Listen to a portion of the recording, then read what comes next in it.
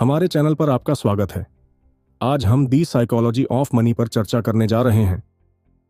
Morgan Housel की यह पुस्तक हमें इस बात की गहरी समझ देती है कि हम पैसे के बारे में कैसे सोचते हैं, इसे कैसे संभालते हैं और कभी-कभी कैसे इसे गलत तरीके से प्रबंधित करते हैं। तो चलिए शुरू करते हैं। दी साइकोलॉजी ऑफ मनी आपकी साधारण व्यक्तिगत वित्तीय पुस्तक नहीं है।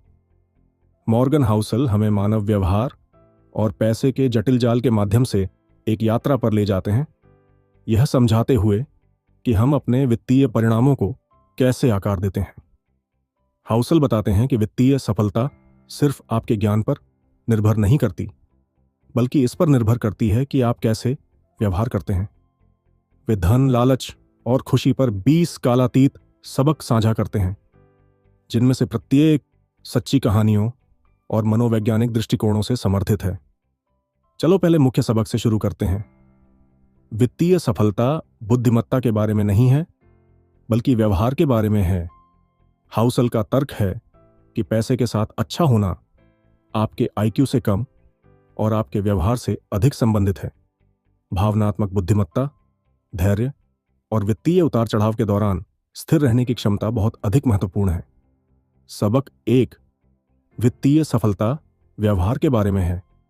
वे रोनाल्ड रीड की कहानी साझा करते हैं, एक परिचारक और गैस स्टेशन परिचारक जिसने मितव्ययी जीवन जीने और समझदारी से निवेश करने के द्वारा $8 मिलियन की संपत्ति जमा की।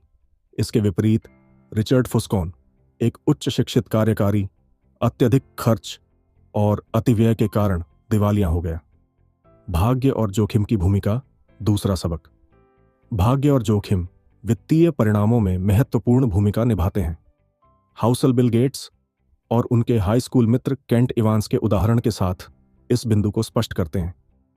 गेट्स एक टेक बिलियनियर बन गए, जबकि इवांस समान रूप से प्रतिभाशाली दुर्भाग्यवश एक दुर्घटना में गुजर गए।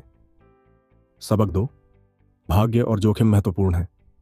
हाउसल हमें याद दिलाते हैं कि सफलता अक्सर भाग्य और समय की उत्पाद होती है, जबकि असफलता अप्रत्याशित जोखिमों का परिणाम हो सकती है। इसे समझना हमें नम्र और आत्मविश्वास से दूर रहने में मदद करता है। अगला सबक है कंपाउंडिंग की शक्ति। हाउसल बताते हैं कि कैसे छोटे लगातार कार्य समय के साथ असाधारण परिणाम दे सकते हैं। वे वॉरेन बफेट का उदाहरण देते हैं, जिनकी संपत्ति बड़े हिस्से में दशकों तक कंपाउंडिंग की शक्ति के कारण है। सबक 3, कंपाउंडिंग की शक्ति। ये जल्दी अमीर होने के बारे में नहीं है, बल्कि धीरे धीरे और स्थिरता से धन बनाने के बारे में है। यहां तक कि मामूली निवेश भी समय के साथ बहुत बढ़ सकते हैं। विरोधाभास आगे बढ़ते हैं। सबक 4, धन का विरोधाभास। हाउसल बताते हैं कि वास्तविक धन के बारे में नहीं है कि आप कितना प्रदर्शन कर सकते हैं, बल्कि आपके समय और विकल्पों पर नियंत्रण होने के बारे में है। सबक 4, धन का विरोधाभास। वित्तीय स्वतंत्रता आपको अपने शर्तों पर जीवन जीने की अनुमति देती है, और हाउसल के अनुसार यह सबसे बड़ी मापदंड है। सबक 5, बचत का महत्व। हाउसल बताते हैं कि बचत करना निवेश करने से अधिक महत्वपूर्ण है। बचत का एक बफर बनाना सुरक्षा और लचीलापन प्रदान करता है, जो आपको अवसरों का फायदा उठाने और वित्तीय तूफानों का सामना करने की अनुमति देता है। यह इस बारे में नहीं है कि आप कितना कमाते हैं, बल्कि इस बारे में है कि आप कितना बचाते हैं। मितव्ययिता और एक मजबूत बचत आदत वित्तीय स्थिरता की नींव है। सबक 6, बाजार उतार चढ़ाव के दौरान ठंडा रहना। हाउसल सुझाव देते हैं कि निवेशकों की सबसे बड़ी गलती में से एक भावनात्मक प्रतिक्रिया होती है। शांत रहना और अपने दीर्घकालिक योजना पर टिके रहना महत्वपूर्ण है। वे 2008 की वित्तीय संकट के दौरान निवेशकों की कहानी साझा करते हैं, जिन्होंने निवेश करना जारी रखा और अंततः उनके पोर्टफोलियो ने उभरकर बढ़ना शुरू किया। धैर्य और दीर्घकालिक दृष्टिकोण मुख्य हैं। सबक 7, टेल इवेंट्स सफलता को प्रेरित करते हैं। हाउसल बताते हैं कि कुछ छोटे अनपेक्षित इवेंट्स वित्तीय परिणामों पर अत्यधिक प्रभाव डाल सकते हैं। टेल इवेंट्स सफलता को प्रेरित करते हैं। वे वेंचर कैपिटल का उदाहरण देते हैं, जहां कुछ सफल निवेश अक्सर पोर्टफोलियो की कुल रिटर्न को निर्धारित करते हैं। टेलीवेंट्स के महत्व को समझकर हम दुर्लभ अवसरों की तैयारी और उन्हें लाभ उठा सकते हैं। सबक 8। वित्तीय निर्णयों में कहानियों की भूमिका।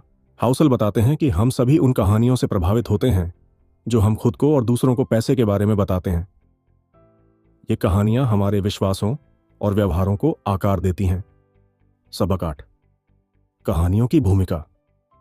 कहानियों की शक्ति को समझना हमें अपनी धारणाओं को पहचानने और चुनौती देने में मदद करता है, जिससे बेहतर वित्तीय निर्णय लिए जा सकते हैं। अनुकूलता और लचीलापन। सबक 9। अनुकूलता और लचीलापन। हाउसल हमारे वित्तीय रणनीतियों में अनुकूल और लचीला होने के महत्व पर जोर देते हैं। दुनिया लगातार बदल रही है और इसी तरह हमारा पैसे के प्रति दृष्टिकोण भी बदलना चाहिए। वे बताते हैं कि कैसे बदलते हालात के अनुकूल होने वाली कंपनियां बढ़ती हैं, जबकि जो नहीं होती हैं वे अक्सर असफल हो जाती हैं। यही बात हमारे व्यक्तिगत वित्त पर भी लागू होती है। सबक 10। क्या नहीं जानते हैं यह जानना। हाउसल का तर्क है कि पैसे का प्रबंधन करने का सबसे महत्वपूर्ण भाग हमारी ज्ञान की सीमाओं को समझना है। हमें अनिश्चितता को अपनाना चाहिए और सीखने के लिए खुले रहना चाहिए। यह जानना कि हम क्या नहीं जानते हैं हमें अति आत्मविश्वास से बचने और अधिक सूचित निर्णय लेने में मदद करता है। और ये लो, the psychology of money Morgan Housel द्वारा एक मास्टर क्लास है जो हमें वित्त के मानव पक्ष को समझने में मदद करती है। ये सिखाती है कि हमारे व्यवहार, मानसिकता और खुद को बताई गई कहानियों का हमारे बैंक स्टेटमेंट पर नंबरों की तरह ही महत्व है। यदि आपको यह सारांश पसंद आया है तो लाइक, सब्सक्राइब और बेल आइकॉन दबाना न भूलें, ताकि आप हमारे और अधिक सूचनात्मक पुस्तक सारांशों को मिस न करें। और हमें कमेंट्स में बताएं कि आप हमें अगली किस पुस्तक को कवर करते देखना